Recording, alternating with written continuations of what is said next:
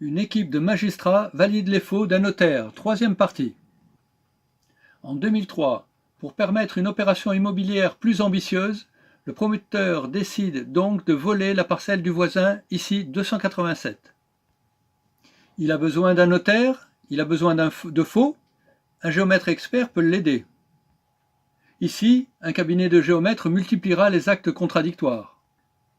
En 2001, la parcelle 287 n'appartient pas à la famille Hollenbrenner. En juillet 2003, la parcelle 287 est intégrée à la propriété Hollenbrenner. Sur ce document du 22 juillet 2003, la parcelle 287 n'est pas intégrée à la propriété Hollenbrenner. C'est d'ailleurs le seul document signé par la famille Favre.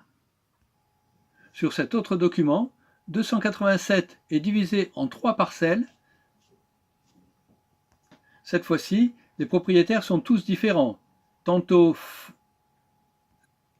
Favre, tantôt Hollenbrenner, tantôt Gilani. Il est à noter que Hollenbrenner et Gilani sont dans une écriture différente de tous les autres propriétaires.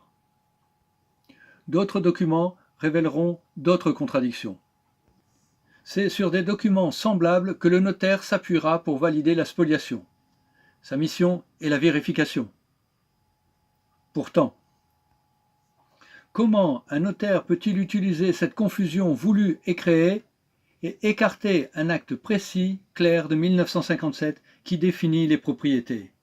Et de plus, l'acte dit authentique qui permet la spoliation révélera concernant uniquement la parcelle 287 3 incohérences, 2 omissions, 3 transgressions de la loi, erreurs de calcul et même de retranscription. Comment ne pas constater l'évidence d'un faux en écriture publique, sachant que de plus, toutes ces erreurs convergent et permettent la spoliation de la parcelle 287 et son utilisation avantageuse.